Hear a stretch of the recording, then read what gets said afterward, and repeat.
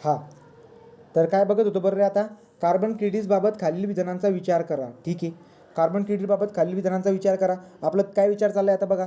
तो carbon credit म्हणजे धारकास नियंत्रकाने निर्धारित केल्याप्रमाणे ठराविक प्रमाणात हरितगृह वायू उत्सर्जन करण्याचा परवाना आहे. बरोबर आहे. तो कार्बन क्रेडिट म्हणजे काय बरं का, धारकास नियंत्रकाने निर्धारित केल्याप्रमाणे ठराविक प्रमाणात हरितगृह वायू उत्सर्जन करण्याचा परवाना आहे. याचा अर्थ मी सांगतो. याचा काय बरं का, की दोन देश होती, एका देशाने लिमिटपेक्षा जास्त कार्बनचं इमिशन केलेलं आहे, त्याला काय करावं लागेल, त्याला दंड भरावा लागेल. दंड भरून तो काय भरणार बरं का, एकतर तो टेक्नॉलॉजी देणार किंवा पैसा देणार. पैसा कोणाला देणार, ज्याने कोणी कमी वापरलेला आहे त्याला पैसा भेटेल, राईट का. तो कार्बन क्रेडिट त्याला देईल आणि त्याला पैसा भेटणार, राईट. तो हे बरोबर आहे. इंग्रजीमध्ये असलं असतं तुम्हाला ते बी कळालं असतं. पुढे काय, ही व्यापारयोग्य एकके आहेत. बरोबर, हे एकके आहेत, व्यापारयोग्य एकके आहेत. हे कार्बन क्रेडिट आणि पैसा. पैसा दे आणि काय कर, पैसा दे आणि कार्बन क्रेडिट घे. पैसा दे आणि कार्बन क्रेडिट घे. हे काय झालं बरं का, तर हे युनिट्स आहेत. या युनिट्समध्ये आपण काय करत असतो, व्यापार करत असतो. पुढे कार्बन क्रेडिट्स विकत घेऊन अनेक्स वन कार्बन क्रेडिट विकत कोण घेतं, अनेक्स वन घेत असते. अनेक्स वन देश जे आहेत ना, ते सगळ्यात जास्त कार्बनचं इमिशन करत असतात. त्यामुळे ते कार्बन क्रेडिट विकत घेत असतात आणि त्यांना काय देत असतात, दुसऱ्या देशांना पैसे देत असतात. तर कार्बन क्रेडिट विकत घेऊन अनेक्स वन देशांना आपली उत्सर्जन कपातीची उद्दिष्ट पूर्ण करता येतात. कार्बन क्रेडिट्स विकत घेऊन अनेक्स वन देशांना आपली उत्सर्जन कपातीची उद्दिष्ट पूर्ण करता येतात. एकदम बरोबर आहे, राईट. तो 1 2 3 जे काही आहे, वर जो सगळे वरची तिघं जे काही आहेत बरोबर आहेत. ठीक आहे, हे तिघं पॉईंट बरोबर आहेत. पुढे जाऊ. नंतर प्रमाणित उत्सर्जन अधिकार, certified emission right. Certified emission right लक्षात घ्या. आता हे सर्टिफाईड इमिशन राईट सुद्धा काय आहे माहिती आहे का, कार्बन क्रेडिटच आहे. तुम्ही म्हणा असं कसं काय कार्बन क्रेडिट आहे, लक्षात घ्या. तर काय असतंय, जे काही आहे ना, एखादा अनेक्स वन देश जो काही आहे त्याने सगळ्यात जास्त कार्बनचं इमिशन केलेलं आहे. तर कार्बनचं इमिशन त्याने सगळ्यात जास्त केलेलं आहे. मग तो काय करणार बरं का, तो जाणार नॉन अनेक्स देशाकडं आणि त्याला काय सांगणार बरं का, की मला कार्बन क्रेडिट दे. मला कार्बन क्रेडिट दे. आता कार्बन क्रेडिट दे म्हणजे काय, मला सर्टिफिकेट दे. मला सर्टिफिकेट दे, मी तुला काय देणार, मी तुला पैसे देणार. मग सेम आहे ते. तो सर्टिफाईड इमिशन राईट म्हणजे काय बरं का, तर सर्टिफाईड इमिशन राईट म्हणजे कार्बन क्रेडिट दे, तुम्हाला कार्बन क्रेडिट दे, तुम्हाला सर्टिफिकेट दे, मी तुला पैसे देणार, राईट का, अशा पद्धतीने. सो प्रमाणित उत्सर्जन याचं उत्तर काय असणार बरं का, कार्बन क्रेडिट. कार्बन क्रेडिट आलं लक्षामध्ये. तर जे सर्टिफाईड इमिशन राईट्स जे ना, ते सर्टिफाईड इमिशन राईट काय, एक कार्बन क्रेडिटच आहे, ते सुद्धा एक कार्बन क्रेडिटचे. तो मला तू कार्बन क्रेडिट दे, मला तू सर्टिफिकेट दे, मी तुला काय देणार, पैसे देणार. तर देअरफॉर हे काय असणार आहे, बरोबर असणार. पुढे काय असणार, पुढचं काय, तो हे वाला प्रमाणित उत्सर्जन अधिकार राईट का, हे तेच आहे. सर्टिफाईड इमिशन राईट्स जे काही आहे ना, प्रमाणित उत्सर्जन अधिकार सर्टिफाईड इमिशन राईट्स क्वेटा करारा अंतर्गत खालीलपैकी कोणत्या लवचिक तंत्राची फ्लेक्झिबल मेकॅनिझम. आपल्याला मेकॅनिझम माहिती आहे ना, मेकॅनिझम काय बरं का आपला, सो इमिशन ट्रेडिंग आहे, नंतर CDM आहे, नंतर नंतर काय आहे, JI आहे. JI म्हणजे काय, जॉईंट इम्प्लिमेंटेशन. तो जॉईंट इम्प्लिमेंटेशन सांगितला होता. नंतर पुढचा कोणता सांगितला, क्लीन डेव्हलपमेंट मेकॅनिझम सांगितला होता. आणि तिघं जी काही ते तिघं मेकॅनिझम आहेत आपले, बरोबर. ठीक, चला पुढे आता हे वाला बघा. हा बघा बरं, एकदा चेक करा. क्वेटा करारा अंतर्गत उत्सर्जन कपात जो की आपला अनेक्स ए होता, अनेक्स ए, त्या अनेक्स एच्या यादीमध्ये काय होते बरं का, ग्रीन हाऊस गॅसेस होते. तर ग्रीन हाऊस गॅसेसची संख्या किती होती सांगा रे, किती ग्रीन हाऊस गॅसेस होते, 6 ग्रीन हाऊस गॅसेस असतात. लक्षात राहू द्या. काय सांगितलं तुम्हाला मी, की क्वेटा करारामध्ये जो की आपण काय बनवलेला आहे, अनेक्स ए बनवलेला आहे. त्या अनेक्स ए मध्ये काय केलेलं आहे आपण, 6 ग्रीन हाऊस इफेक्टला कमी करण्याचं सांगितलेलं आहे. आणि त्याच्यामध्ये कोणकोणतं असतात नावं सांगतो मी. कार्बन डायऑक्साईड आहे, त्याची लिस्ट आपण बघितली मागच्या पीडीएफमध्ये. तो कार्बन डायऑक्साईड आहे, मिथेन आहे, नायट्रस ऑक्साईड आहे, नंतर हायड्रोक्लोरोकार्बन आहे, नंतर परफ्लोरो काय ते परफ्लोरोकार्बन आहे, sulphur hexa fluoride SF6 PFC HFC NO and CH4CO NO नाही N2O, राईट का, N2. अशा पद्धतीने हे 6 आहेत. पुढे जाऊ. ओझोनचा स्तर नष्ट होण्यामागची कारणे द्या. तर ओझोनचा स्तर नष्ट होण्यामागे कशामुळे काय, चला सांगा रे बघा. हे प्रीमध्ये 2017 आले, सांगा पटपट उत्तर द्या. ओझोनचा स्तर नष्ट कशामुळे होत असतो, नैसर्गिक स्रोतामुळे तयार होणारे NO आणि NO2. आता तुम्हाला माहिती आहे काय बरं का, की जे काही आपली स्ट्रॅटोस्फिअर आहे, त्या स्ट्रॅटोस्फिअरमध्ये सुपरजेटची विमान उडत असते आणि सुपरजेटची विमान जी काही आहे काय उत्सर्जन करत असते रे, NO आणि NO2 उत्सर्जित करत असते. त्यामुळे काय होत असतं, जो ओझोनचा स्तर आहे तो आपला कमी होतो. एकदम बरोबर. पुढचं क्लोरोफ्लोरोकार्बनपासून तयार होणारा क्लोरीन अणू. बोला बरोबर आहे का रे, बरोबर आहे का रे, हे बी बरोबर, हे बी बरोबर. तर क्लोरोफ्लोरोकार्बन जो की आहे, त्या क्लोरोफ्लोरोकार्बनचा ओझोन सोबत रिॲक्शन होऊन क्लोरीन तयार होत असतो. क्लोरीन पुन्हा ओझोन सोबत रिॲक्शन करत असतो. तर त्यामुळे जे की आहे दोघं पर्याय आपले बरोबर आहेत, दोन्ही अ आणि ब बरोबर आहे, राईट. पुढे चला. खालीलपैकी कोणता घटक हरितगृह परिणामास कारणीभूत ठरत नाही. सांगा रे, खालीलपैकी कोणता घटक हरितगृह परिणामास कारणीभूत ठरत नाही? सो ग्रीन हाऊस गॅसेस कोणता नाही बरं का? तो कार्बन डायऑक्साईड आहे, मिथेन आहे, राईट. नंतर राईट का, याला डाय नायट्रो, हे काही पण नावं देतात तर तुम्ही टेन्शन घ्यायचं काम नाही. N2 लक्षात ठेवा, बाकी काही नाही. आता याने डाय नायट्रोजन ऑक्साईड म्हटलं, ठीक आहे, काही प्रॉब्लेम नाही, राईट का. तर याचं उत्तर काय असणार आहे? अमोनिया. याचं उत्तर काय असणार आहे? अमोनिया. अमोनिया जे की ना ते नाही आहे, राईट. सो घटक हरितगृह नाही आहे, अमोनिया नाही आहे, राईट. पुढे जाऊ. कोणता वायू ग्रीन हाऊस इफेक्टला कारणीभूत असतो? कोण एक बरं का ग्रीन हाऊस इफेक्टला कारणीभूत असणारा सगळ्यात जास्त कोण आहे? Carbon dioxide. Carbon dioxide. आता ओझोन पण येतो त्याच्यामध्ये, सांगा बरं का. ओझोन पण येतो, पण कोणता ओझोन येतो? ओझोन पण येतो, ग्राउंड ओझोन येतो, राईट. Ground level ozone. पुढे जाऊ. पुढे जर बघायला गेलं तर काय बरं का, खालीलपैकी कोणता घटक हरितगृह परिणामास कारणीभूत ठरत नाही? हे बघा 3-4 कितीदा आले ते क्वेश्चन, पोकार त्यांनी पागल करून सोडले, राईट. तो काय बरं का, कोणता रे? अमोनिया. हा झाला ना आपला चालू, राईट. हा झाला. पुढे जाऊ.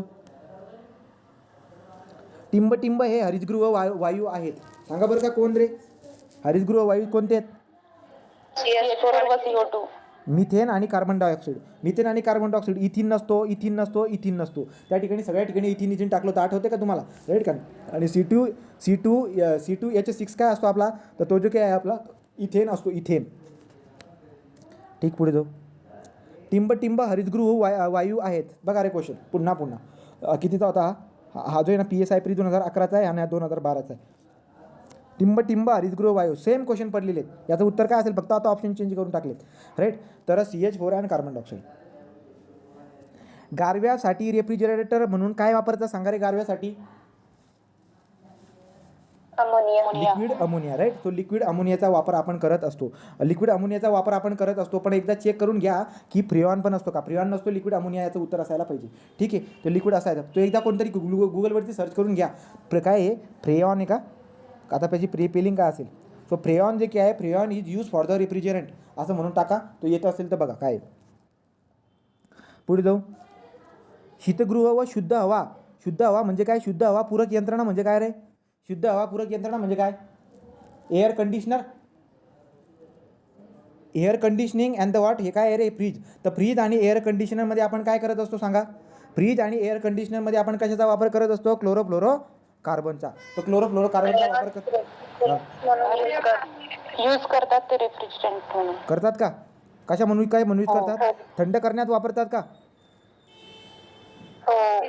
गारव्यासाठी वापरायला पाहिजे, गारव्यासाठी. एअर कंडिशनिंग साठी वापरतात. फ्रेऑन. एअर कंडिशनिंग म्हणजे काय? थंड करण्यासाठी का? एअर कंडिशनरचा मिनिंग काय होतो? शुद्ध हवा पूरक यंत्रण, राईट का. तर एअर कंडिशन म्हणजे शुद्ध हवा पूरक यंत्रण असतं. मग एअर कंडिशनिंग जे काय आहेत तर त्याच्यामध्ये थंड वातावरण ठेवतं का? जर थंड वातावरण ठेवत असेल तर फ्रेऑन पण उत्तर द्यावं लागेल, वरील दोन्ही द्यावं. म्हणजे दोघं बरोबर आहेत का? वरील दोघं बरोबर, ठीक. चला पुढे. पुढचं काय आता? हरितगृह वायूच्या परिणामाच्या संदर्भातील विधाने सांगा. चला सांगा बरं का विधानं काय. 1970 पर्यंत आपल्या पृथ्वीचे 100 वर्षात 1 डिग्री सेल्सिअस तापमान वाढत होते. 1970 पर्यंत 100 वर्षामध्ये किती? 1 डिग्री सेल्सिअस तापमान वाढत होते, बरोबर आहे का रे? आता तुम्हाला मी हे सांगून देतो, आपण पुन्हा रिव्हिजन करून घेऊयाची, ठीक आहे. तर तुम्हाला बोललो होतो की मागच्या 100 ते 125 वर्षामध्ये किती तापमान वाढलं आहे असं मी बोललो होतो, याच्याबद्दल बोललो होतो. तर आपण रिलेट करू शकतो त्या पॉईंटला कसं रिलेट करायचं बघा. ते गेलं ते आता हां, एक मोठा तक्ता विचारलेला आहे, तो एकदम जबरदस्त. तो असं वाटत होता की तो विचारणार नाही, पण तो विचारून टाकला. हे पहिलं बरोबर आहे, ठीक आहे. हे पहिलं जे की आहे हे बरोबर आहे की मागच्या 100 वर्षामध्ये ॲक्च्युली जर बघायला गेलं तर 1 डिग्री सेल्सिअस तर आपण बोललो आहे, पण आपण काय बोललो होतो? 0.45 plus or minus 0.15 degree Celsius आपण बोललो होतो असं, राईट का. परंतु आपण बोलू शकतो 1 डिग्री सेल्सिअस जास्त काही नाही आहे, एवढा काही फरक पडत नाही आहे, तो आपण याला बोलू शकतो, बरोबर. गेल्या 20 वर्षात आपल्या पृथ्वीचे दर 100 वर्षात 10 डिग्री सेल्सिअसचे तापमान वाढत आहे, बरोबर आहे का रे? हे बरोबर आहे का? हे चुकलेलं आहे, हे चुकलेलं आहे. येणाऱ्या पुढच्या 2100 मध्ये सुद्धा 10 डिग्री सेल्सिअस एवढं वाढणार नाही. किती वाढणार आहे बरं का? ते समथिंग तुम्हाला मी 2 ते 6.4 डिग्री सेल्सिअस असं काहीतरी रेंज सांगितली होती, लक्षामध्ये. तर हे जे काय आहे हे दुसरं चुकलेलं आहे. दुसरं काय झालं आहे? चुकलेलं आहे. पुढे पुढे जर बघायला गेलं तर पुढचं काय बरं का, जगाच्या निरनिराळ्या भागातील बहुतेक हिमनद्या मागे सरकत आहेत. सांगा बरं का रे, बरोबर आहे का? आता याच्याबद्दल डिस्कस करायचं होतं, राईट की नाही? तर तुम्ही जर बघायला गेला तर हिमनद्या मागे सरकून जातात. हिमनद्या मागे का सरकून जातात? ग्लोबल वॉर्मिंग झाल्यामुळे जे की आहे ना, बर्फ वितळायला लागून जातात, त्यामुळे त्याचं ओरिजिन जे काही आहे ते ओरिजिन मागे मागे शिफ्ट होत जातं. जसं की गंगोत्रीचं जे की ओरिजिन आहे ते 30-30 मीटर जे की आहे 30-30 मीटर दर वर्षाला मागे मागे सरकत जातं. हे पॉईंट लक्षात ठेवायचं. मग जगाच्या निरनिराळ्या भागातील बहुतेक हिमनद्या मागे सरकत जातात. गंगोत्री नदी दर वर्षाला 30 मीटर मागे सरकत असते, त्याचा origin because of the what, कारण की ती हिमनदी आहे, राईट? तर बघा म्हणजे हिम जे काही आहे ना, याच्यातून बर्फाच्या वितळापासून जे काही आहे, बर्फाच्या वितळून ती नदी वाहत असते तिकडची. त्याच्याबद्दल डिस्कस करायचं बोललो, तुम्ही रात्री डिस्कस करेल त्याच्यावरती. बघा एल निनो वारंवारिता. आता एल निनोबद्दल राहून गेलं का माझ्याकडून? सांगितलं होतं ना रे. हां, एल निनो काय असतो सांगा रे? एल निनो म्हणजे काय? एल निनो सांगितलं होतं मी तुम्हाला. हां, तर एल निनोच्या वारंवारिता व परिणामाची तीव्रता वाढते. बरोबर आहे काय? सांगा, तीव्रता वाढते का कमी होते?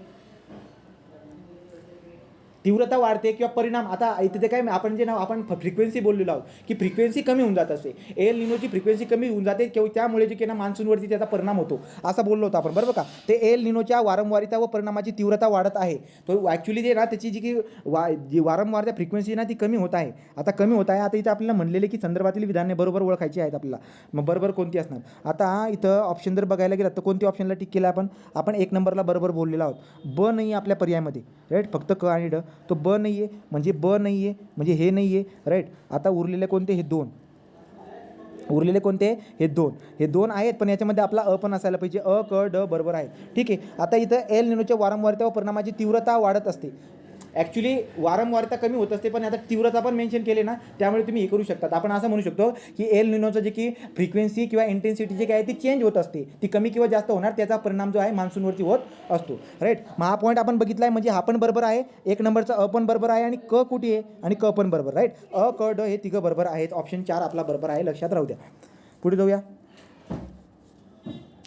खालीलपैकी कोणता हरितगृह वायू थेट मानवी क्रियांमुळे एकटवत नाही? याचा मिनिंग काय आहे कोणतरी मराठीत सांगा. खालीलपैकी कोणता हरितगृह वायू, तो ग्रीन हाऊस गॅसेस असा कोणता आहे जो मानवी क्रियांमुळे एकवटत नाही? एकवटत नाही म्हणजे काय? याचं उत्तर जे ना ती आहे वॉटर वेपर. यात एकवटत नाही म्हणजे काय? तयार होत नाही असं म्हणायचं का त्यांना? माणसाच्या क्रियांमुळे तयार होत नाही. आता बघा, ओझोन जो काही आहे, ओझोन तयार होऊन जातो आपल्या नायट्रस, राईट का? तो एनओ जो काही आहे नायट्रिक याच्यापासून ओझोन तयार होऊन जात असतो. कार्बन डायऑक्साईड आपण ॲक्च्युली कार्बन डायऑक्साईड जो काही आहे ते जाळल्यामुळे, मिथेन पण जाळल्यामुळे तयार होत आहे, राईट? पाण्याची वाफ. खालीलपैकी कोणता हरितगृह वायू थेट मानवी क्रियांमुळे एकवटत नाही? एकवटत नाही याचा मिनिंग असाच होतोय का तयार होत नाही असं होतोय का? त्याचं इंग्रजीमध्ये राहिलं असतं उत्तर देता आलं. त्याचं उत्तर पाण्याची वाफ आहे, याला टिक करून घ्या, पाण्याची वाफ. ठीक, पुढे जाऊ. पुढचं काय आता? तर ओझोनच्या नाशाला कोणते कारण मूलभूत कारण आहे? सांगा रे. ओझोनचं डिप्लिशन होण्यामागे कोणकोणते आहे बरं का? एकदम परफेक्ट उत्तर मला पाहिजे आणि मी जेवढं बोललेलं आहे त्याच्यातून उत्तर काढायचं आहे. चला सांगा उत्तर काय असेल? मी जेवढं सांगितलं त्याच्यातूनच उत्तर निघायला पाहिजे. ओझोन डिप्लिशनमध्ये कोणतं?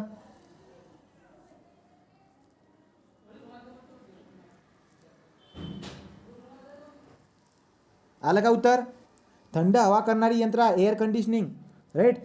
नंतर शीतपेटी म्हणजे फ्रीज आणि स्प्रेचा वापर. बरोबर, स्प्रेमध्ये पण CFC असतो, याच्यामध्ये पण CFC असतो, याच्यामध्ये पण CFC असतो आणि CFC ओझोनच्या डिप्लेशनासाठी कारणीभूत असतो. Therefore option A is a correct.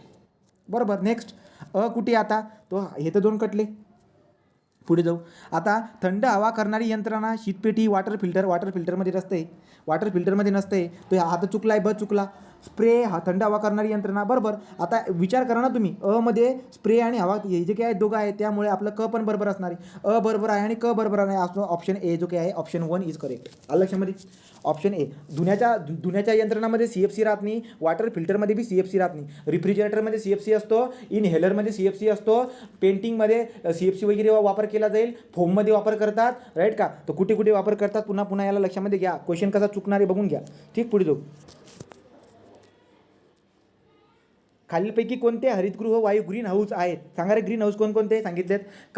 पहिले मिथेन झाला, कार्बन डायऑक्साईड झाला, क्लोरोफ्लोरोकार्बन झाला, नायट्रस ऑक्साईड झाला, राईट? ग्राउंड ओझोन झाला, वॉटर वेपर झाला, कार्बन मोनॉक्साईड झाला, नंतर अजून काय बरं का? अजून काहीतरी समथिंग क्लोरोफ्लोरो समथिंग सगळ्यात पॉइझनस असणारा तो होता. मग आता ओळखा बरं का कोणता ऑप्शन असणार आहे? बघा आता कसं बनवलं. ऑक्सिजन तर राहणार नाही. ठीक. पुढे नायट्रस ऑक्साईड, ऑक्सिजन. पुढे जर बघायला गेलं तर काय ओझोन आहे, CFC आणि मेथेन आहे. क वाला तर बरोबर दिसायला भेटते. ऑप्शनमध्ये जायचं. क कुठे? क आहे. हे गेलं, हे गेलं. राईट. तिसरे तो फक्त क आणि ड. ड बघा बरं का, पाण्याची वाफ, CFC आणि नायट्रोजन ऑक्साईड. राईट. तो देअर फोर आपलं उत्तर काय असणार आहे आता? क आणि ड. तर क आणि ड हे उत्तर आहे. तर बघून घ्या, ज्याचा अभ्यास आहे त्याला उत्तर चांगल्या पद्धतीने जमतात. हे अशा पद्धती येत असतात. पुढे जाऊ. संयुक्त राष्ट्र युनायटेड नॅशनने एक सभा भरवली होती. कधी? 5 जून ते 14 जूनपर्यंत 1972मध्ये स्वीडनमधल्या स्टॉकहोममध्ये. राईट. तो काय बरं का, ओझोन दिवस तिथं कधी मानला गेला होता? तर ओझोन दिवस जो की आपला 5 जूनला आपण मानत असतो.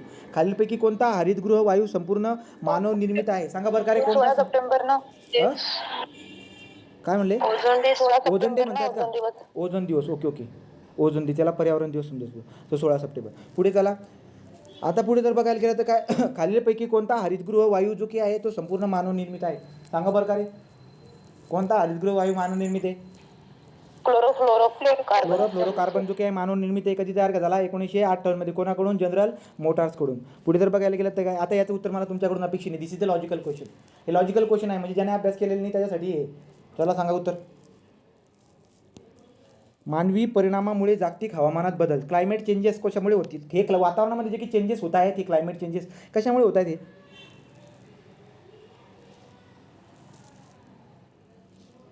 सांगा रे. हे बघा, 8,000 वर्षापूर्वी होणारी जंगलतोड. बरोबर आहे, एकदम बरोबर आहे. तर 8,000 वर्षापूर्वी बरेचशी राजदरबार वगैरे बांधण्यासाठी खूप सारी जंगलतोड होत होती. ते सुद्धा कारण आज आहे हवामान बदलमध्ये. राईट. पुढे आग व अतिचरण याचा वापर. एकदम बरोबर. हे पण 5,000 वर्षापूर्वी होणारी काय खाचरातील भात शेती वगैरे, हे सुद्धा परिणाम आहे. तर लक्षात घ्या. मग तेव्हा की भात केलेली तर CH4 अजून सुद्धा वातावरणाच्या बदलामध्ये परिणाम करून जात असतो. पुढे औद्योगिक क्रांती. तर औद्योगिक क्रांती 1, 2, 3, 4 हे चारी जे की आहे ते चारी लक्षात घ्यावे लागतात. ठीक. सो वातावरणामध्ये बदल करण्यामध्ये हे 4 कारणं आहेत. वरील सर्व बरोबर आहेत. पुढे जाऊ. ओझोन छिद्र सर्वप्रथम खालीलपैकी कोणत्या वर्षी दिसायला भेटलं होतं? राज्यसेवा पूर्व 2017. आपल्याला माहिती आहे 2-3चा क्वेश्चन आला. राईट. 1985. खालीलपैकी कोणता वायू पाण्यातील ऑक्सिजनचा क्षय करण्यास सर्वात अधिक कारणीभूत ठरतो? सांगा बरं का रे. पाण्यामधलं जे की ऑक्सिजन आहे ते ऑक्सिजन संपवणारा, ऑक्सिजनला काय करणारा? संपवणारा. ऑक्सिजनचा संपवणारा कोण आहे? पाण्यामधला ऑक्सिजनला संपवणारा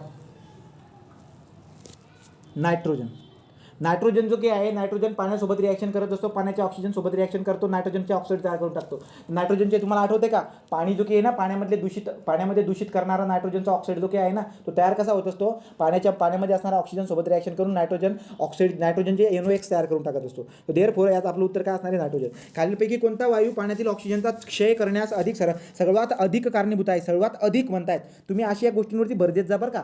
आपल्याला असं वाटतं की यार ऑल ऑफ दी अबो आहे तर ऑल ऑफ दी अबो करायला पाहिजे. पण त्यांनी जे ना मागच्या वेळेस स्किलमध्ये पण तसाच क्वेश्चन होता. All of the above 2 question होते ते, पण त्यांनी भर दिला होता एका मोस्ट शब्द टाकून दिला होता. जेव्हा तुम्हाला मोस्ट म्हणताय ना, तुम्ही ऑल ऑफ दी अबोवरती जाऊ शकतच नाही. राईट की नाही? देअरफॉर याचं उत्तर एकच असणार आहे, कोणतं तरी, ते आहे नायट्रोजन. पुढे जाऊ. पृथ्वीवरील तापमान वाढीमुळे जर समुद्र जलपातळी 1 मीटरने वाढली, बघा, जर का समजा ग्लोबल वॉर्मिंगमुळे जर का समुद्रामधली जी की पातळी आहे ती जर 1 मीटरने जर का राईज झाली, तर कोलकाता टिंब टक्के भाग पाण्याखाली जाईल.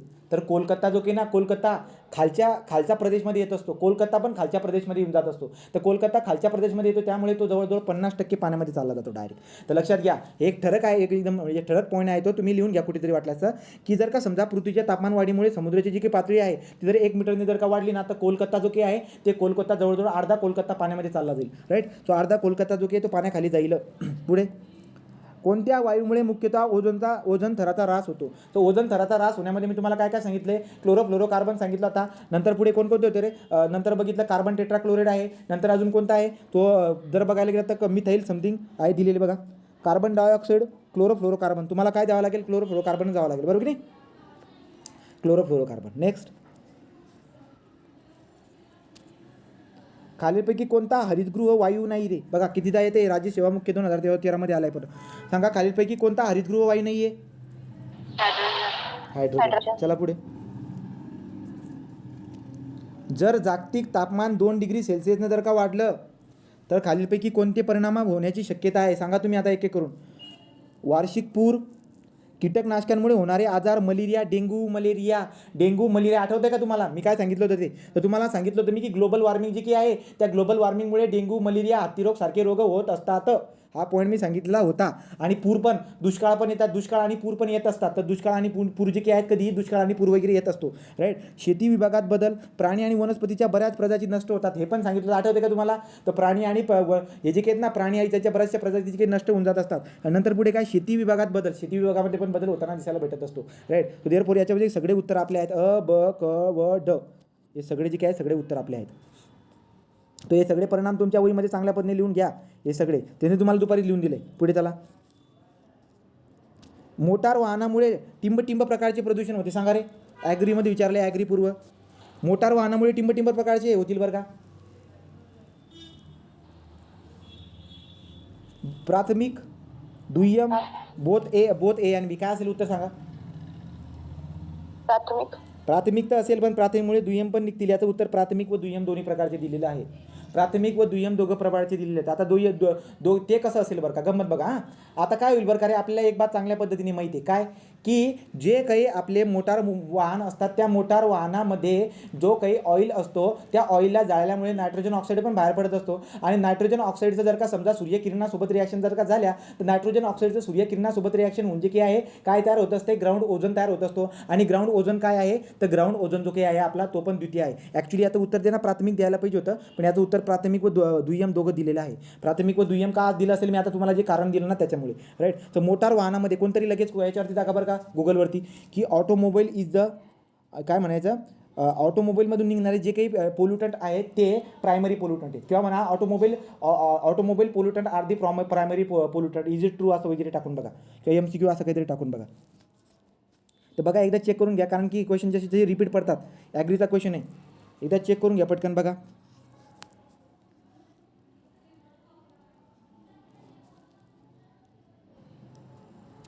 हां, 1992ला रिओ दी जेनेरिओ, चला सांगा, Rio de Janeiro is also called as, 1992ला जी काही कॉन्फरन्स भरली होती त्या रिओ दी जेनेरिओला काय काय नाव आहे सांगा रे. UNCED, right, unsaid. नंतर काय, अर्थ समिट.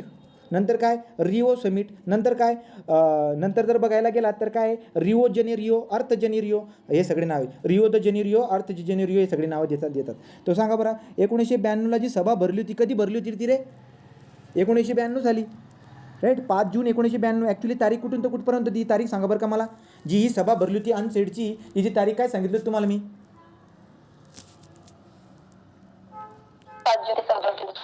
5 जूनचे 14 जून नव्हतं, 3 जून बोललो होतो. 3 जून बोललो होतो मी, 1972 बोललो होते. 1972ची 5 जूनचे 14 जून आहे. 1992ची तारीख काय सांगितली होती? 3 जूनपासून सांगितली, 3 जून ते 14 जून समथिंग. चला पुढे, 1992ची कहाणी ती. तर क्वेटा करार हा टिंबाशी संबंधित आहे. सांगा बरं का रे, क्वेटा करार कशाशी संबंधित आहे? क्वेटा करार हा कशाशी संबंधित आहे?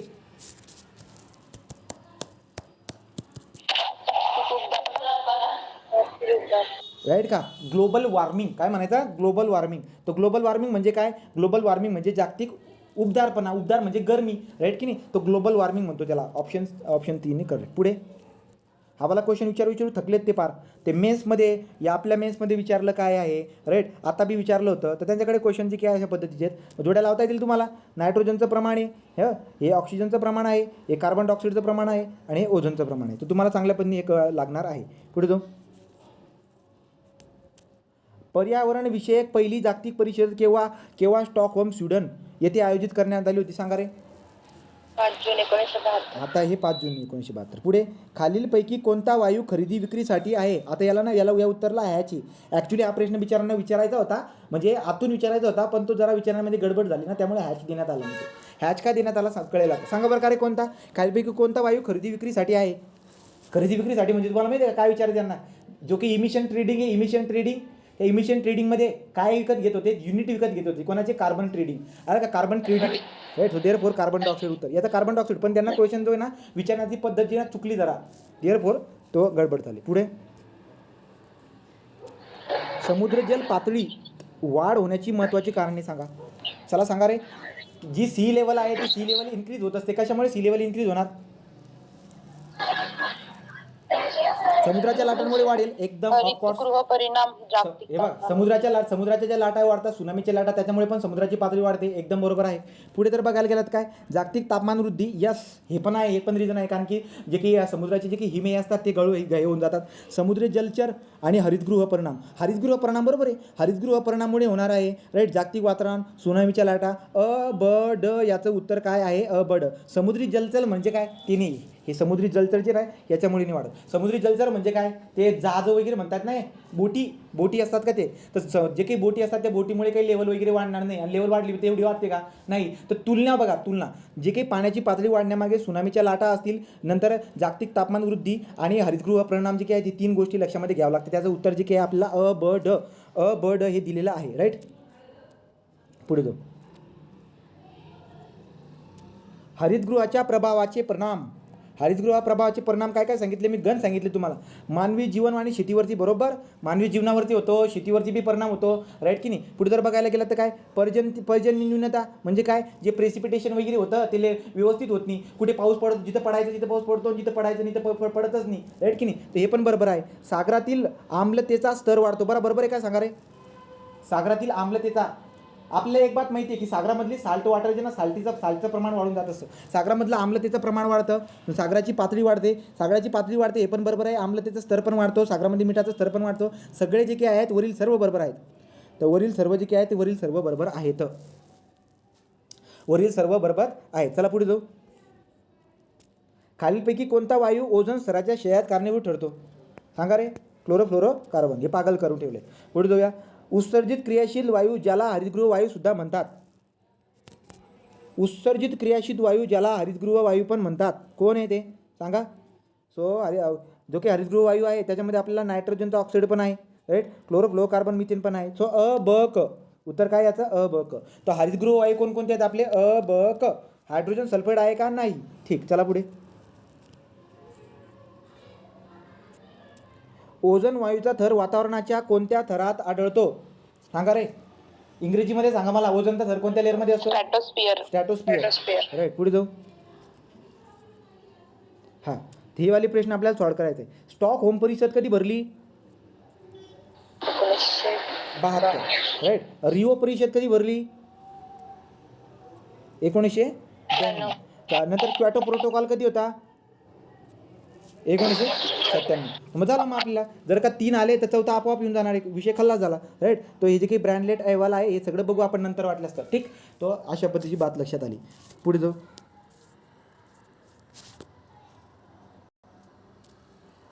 क्योटो कराराबाबत खालील काही विविध विधाने दिली आहेत त्यांचे अवलोकन करून क्योटो कराराबद्दल सांगा रे. चला हा करार 1992 साली झाला बरोबर आहे का. क्योटो करार 1992 मध्ये झाला बरोबर आहे का रे. नाही चुकला. क्योटो करार कधी झाला 1997 मध्ये झालेला आहे. आणि अंमलात कधी आणलाय फोर्सफुली अंमलामध्ये कधी आणलाय बरं का क्योटो करार फेब्रुवारी 2005. तर फेब्रुवारी 2005 मध्ये forcefully in force at D February 2005 मध्ये राईट. पहिलं चुकलं गड्या. या कराराचा एक उद्देश कार्बन ऑक्साईडचे उत्सर्जन 1995च्या पातळीच्या खाली आणणे हा होता बरोबर आहे का रे. सांगा नाही. कोणा मग कोणती पातळी 1990च्या पातळीच्या बरोबर. तर हे पण चुकलं. चला पुढे जाऊ. या करारानंतर उत्सर्जन वर्षाला 3% दराची वाढ राहिली.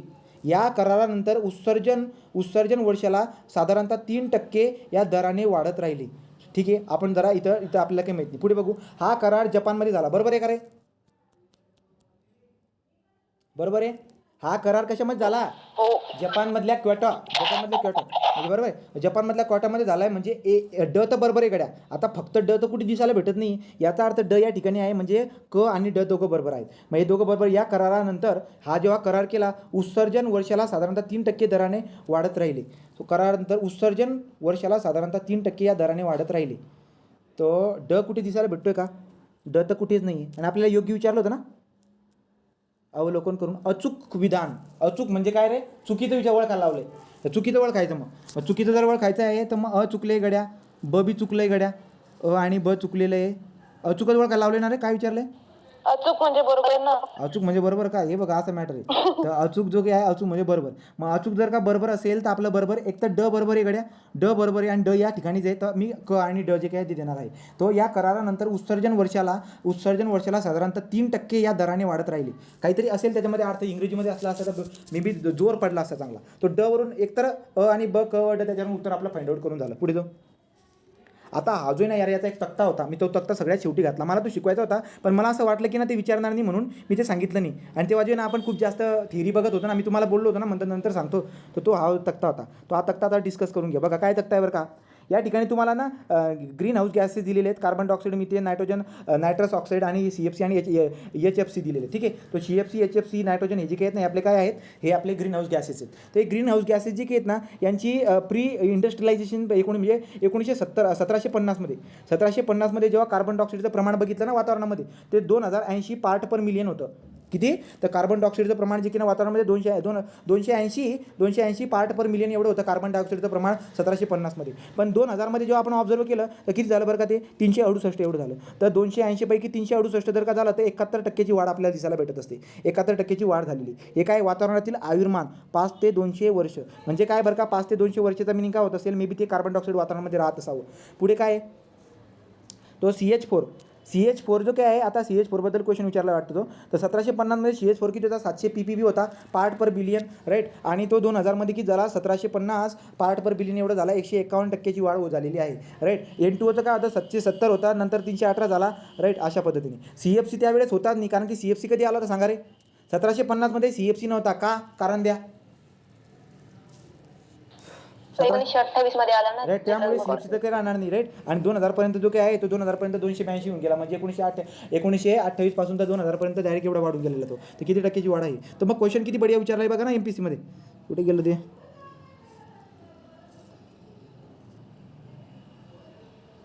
हे झालं ना, हे झालं आपलं AP झालं. हा खालीलपैकी हरितगृह वायूंमध्ये टिंबटिंब वायूचे प्रमाण 700 ppb पासून 1750 ppb एवढे वाढले. सांगा बरं का कोण होता तो, लक्षात आला असेल तुमच्या. आता मिथेन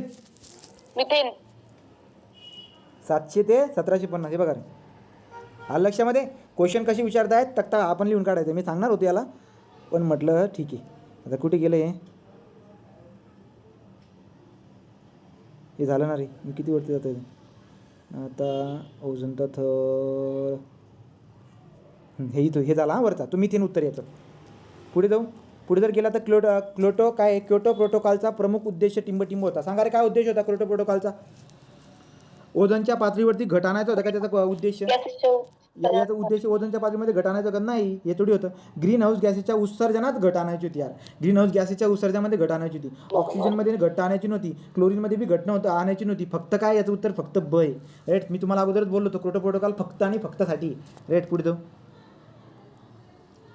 ओझोनचा पट्टा अवकाशयानात नितांत आवश्यक आहे. ओझोनमुळे सूर्याची अल्ट्राव्हायलेट किरणे व इन्फ्रारेड किरणे पृथ्वीवरती सरळ पोहोचू शकत नाही. हे काय होतं रे. आता हे बघा काहीतरी दिलंय. आता बघा बरं काय अवकाशातील ओझोनबाबत काय खरे नाही बघा बरं. तो आपल्याला माहिती ओझोनचा स्तर कुठे असतो. ओझोन हा स्ट्रॅटोस्फिअर. आता ज्याने इंग्रजीमध्ये केलं असेल त्याला सगळं माहिती आहे की ओझोन हा स्ट्रॅटोस्फिअर या अवकाशातील 4 पट्ट्यापैकी एकात राहतो. एकदम बरोबर आहे. स्ट्रॅटोस्फिअरमध्ये रावडी एवढी बात बघकी ॲक्च्युली 4 पट्टे नाही 5 पट्टे राहतात, पण त्याला चुकीचं धरू नका, चाला नाही तर करणार चुकीचं. ठीक आहे, हे बरोबर असेल. पुढे जाऊ. स्ट्रॅटोस्फिअर जमिनीपासून 20 ते 50 किलोमीटर पट्ट्यात आढळतो. एकदम बरोबर आहे, राईट. की कारण की 12 किलोमीटरपासून आय थिंक 12 ते 50 किलोमीटरमध्ये स्ट्रॅटोस्फिअर असतो. बरोबर काय आठवते का तुम्हाला. 12 ते 50 मध्ये स्ट्रॅटोस्फिअर असतो आपला. ते बी बरोबर आहे. स्ट्रॅटोस्फिअरमधून उडणाऱ्या विमानांमधून सल्फर डायऑक्साईड बाहेर पडतं. बरोबर काय हे बरोबर आहे का. काय बाहेर निघत असतो NO आणि NO2 हे बाहेर पडत असतात, राईट. का मग हे बी चुकलं इकडे. मग आता पुढे अल्ट्राव्हायलेट किरणांचे त्वचेचा कॅन्सर तसेच मासे खराब होत असतात, राईट. का म्हणजे हे बरोबर आहे. मग काय चुकले बरं का. आता काय खरीने म्हणले तो ऑप्शन 3 जे की ना ते चुकलेलं एकदम परफेक्ट आहे. ठीक आहे, तो बघा पुढचं. UNCED 1992 फलित अजेंडा 20चा मिनिंग काय होतं सांगा. अजेंडा 20 म्हणजे काय, कोण सांगेल. What is the agenda 21. Agenda 21 म्हणजे काय. अजेंडा 21चा मिनिंग काय सांगितलं होता? 2021मध्ये काय करायचं आहे? सस्टेनेबल डेव्हलपमेंट करायचं आहे. तर 2021मध्ये सस्टेनेबल डेव्हलपमेंट करणं याला म्हणतो आपण अजेंडा 21. आणि अजेंडा 21 कोणत्या ह्याच्याचा रिझल्ट होता? Agenda 21 is the result of what? हा कोणाचा प्रोडक्ट होता किंवा कोणाचा रिझल्ट होता अजेंडा 21? कोणाचा होता सांगा रे? कोणाचा होता? अनसेड 1992. तो अनसेड 1992चा काय होता? तो अनसेड 1992चा विषय होता. तो याचा काय? निरंतर विकास सांगितला. तुम्हाला आठवते का? निरंतर विकास, सस्टेनेबल डेव्हलपमेंट वगैरे मी सगळे बोललो होतो, राईट? तर पुढे चला. राजकारण विकास, औद्योगिक विकास, आर्थिक विकास, ना राईट की नाही? निरंतर विकास म्हणजे सस्टेनेबल डेव्हलपमेंट. पुढे काय? वातावरणातील ओझोन लेअरमुळे टिंब किरणांना पृथ्वीवरती येण्यास अटकाव होतो. माहिती आहे आपल्याला? अल्ट्राव्हायलेट. पुढे जाऊ. जागतिक पर्यावरण दिन टिंब रोजी साजरा केला जातो 5 जून. ठीक आहे, 5 जून. तर अशा पद्धतीने जे काय आहे आपण एवढे MCQ केलेले आहेत. संध्याकाळी